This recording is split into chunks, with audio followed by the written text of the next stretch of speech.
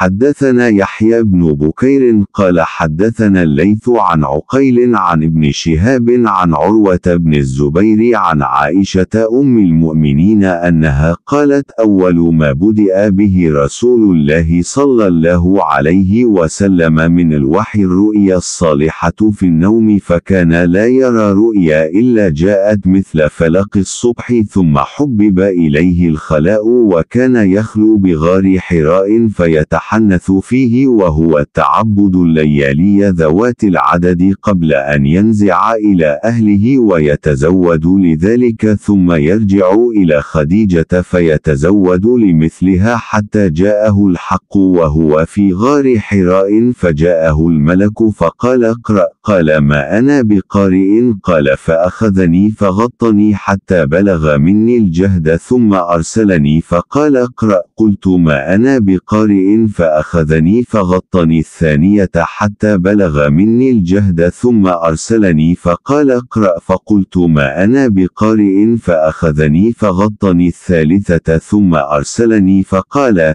اقرأ باسم ربك الذي خلق، خلق الإنسان من علق، اقرأ وربك الأكرم.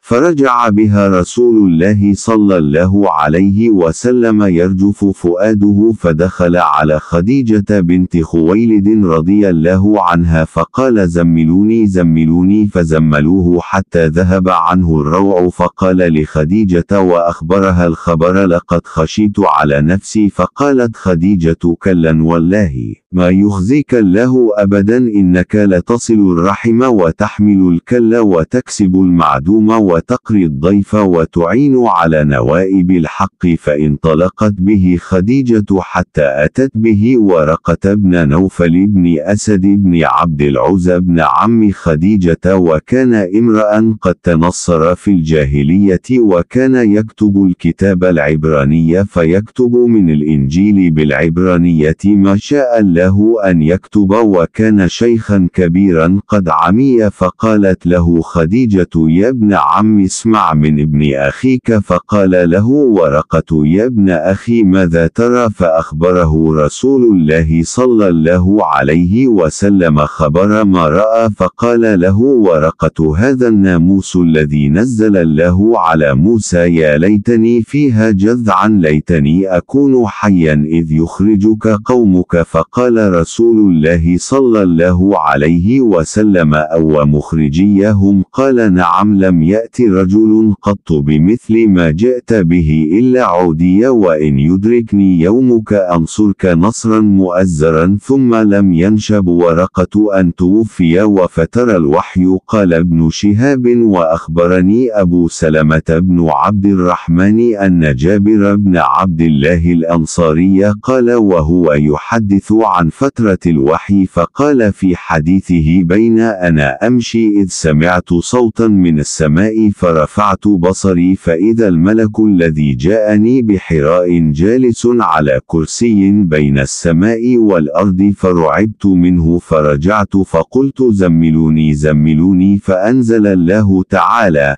يا أيها المدثر قم فأنذر إلى قوله والرجز فاهجر. فحمي الوحي تابعه عبد الله بن يوسف وأبو صالح، وتابعه هلال بن رداد عن الزهري، وقال يونس ومعمر بوادره. Telah menceritakan kepada kami Yahya bin Bukair, ia berkata, telah menceritakan kepada kami dari Al-Laits dari Ukail dari Ibnu Syihab dari Urwah bin Az-Zubair dari Aisyah ibu kaum mukminin, bahwasanya ia berkata, permulaan wahyu yang datang kepada Rasulullah adalah dengan mimpi yang nyata dalam tidur. Dan tidaklah beliau bermimpi kecuali datang seperti cahaya subuh. Kemudian beliau dianugerahi untuk menyendiri, lalu beliau pun menyendiri gua di Hiro dan bertahanuts di dalamnya, yaitu ibadah di malam hari selang beberapa waktu sebelum kemudian kembali kepada keluarganya guna mempersiapkan bekal untuk bertahanuts kembali. Beberapa waktu setelahnya, beliau menemui Khadijah lagi untuk mempersiapkan bekal seperti sebelumnya. Sampai akhirnya datanglah suatu yang hak kepada beliau saat berada di Gua Hiro, malaikat mendatanginya seraya berkata, "Bacalah." Beliau menjawab, "Aku tidak bisa baca." Nabi menjelaskan, maka malaikat itu memegangku dan memelukku sangat kuat hingga aku tak berdaya, kemudian melepaskanku dan kembali berkata, "Bacalah." Beliau menjawab, "Aku tidak bisa baca."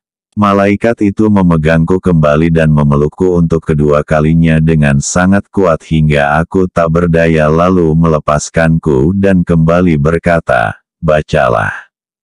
Beliau menjawab, "Aku tidak bisa baca."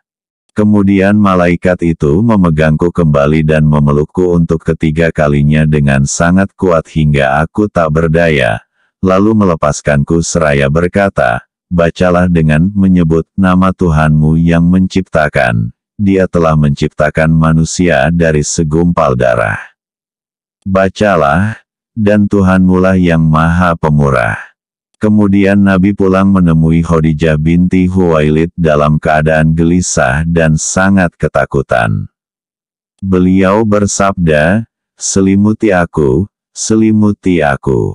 Beliau pun diselimuti hingga hilang ketakutannya. Lalu beliau menceritakan peristiwa itu kepada Khadijah. "Aku sangat mengkhawatirkan diriku." Maka Khadijah berkata, "Demi Allah, Allah tidak akan menghinakanmu selamanya, karena engkau adalah orang yang menyambung silaturahim, seorang yang jujur dalam tutur kata, menolong yang lemah, memberi kepada orang yang tak punya. Engkau juga memuliakan tamu dan membela kebenaran." Khadijah kemudian mengajak beliau untuk bertemu dengan Warokoh bin Naufal bin Asad bin Abdul Uzza, putra paman Khadijah, yang beragama Nasrani di masa jahiliyah. Ia juga menulis buku dalam bahasa Ibrani, juga menulis kitab Injil dalam bahasa Ibrani dengan izin Allah. Saat itu Warokoh sudah tua dan matanya buta. Khadijah berkata, "Wahai putra pamanku, dengarkanlah apa yang akan disampaikan oleh ponakanmu ini." Warokoh berkata, "Wahai ponakanku, apa yang tengah engkau alami?" Maka Rasulullah menuturkan peristiwa yang dialaminya. Warokoh berkata, "Ini adalah namus, seperti yang pernah Allah turunkan kepada Musa. Duhai seandainya aku masih muda dan aku masih hidup saat engkau nanti diusir oleh kaummu." Rasulullah bertanya, "Apakah aku akan diusir oleh mereka?"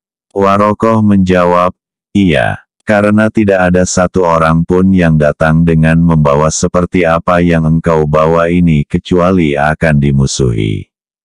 Seandainya jika aku masih ada saat kejadian itu nanti, pasti aku akan menolongmu dengan sekemampuanku." Tak lama kemudian, Warokoh meninggal dunia, sementara wahyu terputus selang beberapa waktu. Ibnu Syihab berkata, "Telah mengabarkan kepadaku Abu Salamah bin Abdurrahman bahwa Jabir bin Abdillah al-Ansori bertutur mengenai masa kesenggangan turunnya wahyu, sebagaimana yang Rasulullah ceritakan, ketika aku sedang berjalan, aku mendengar suara dari langit, lalu aku memandang ke arahnya dan ternyata ada malaikat yang pernah datang kepadaku di Gua Hiro. Ia sedang duduk di atas kursi antara langit dan bumi. Aku pun ketakutan dan pulang, dan berkata, 'Selimuti aku. Selimuti aku.' Maka Allah Ta'ala menurunkan wahyu, 'Wahai orang yang berselimut, bergegaslah dan berilah peringatan,' sampai firman Allah, 'Dan berhala-berhala itu, tinggalkanlah.'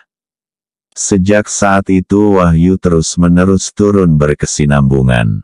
Hadis ini juga diriwayatkan oleh Abdullah bin Yusuf dan Abu Sholih juga oleh Hilal bin Rodat dari As-Suhri.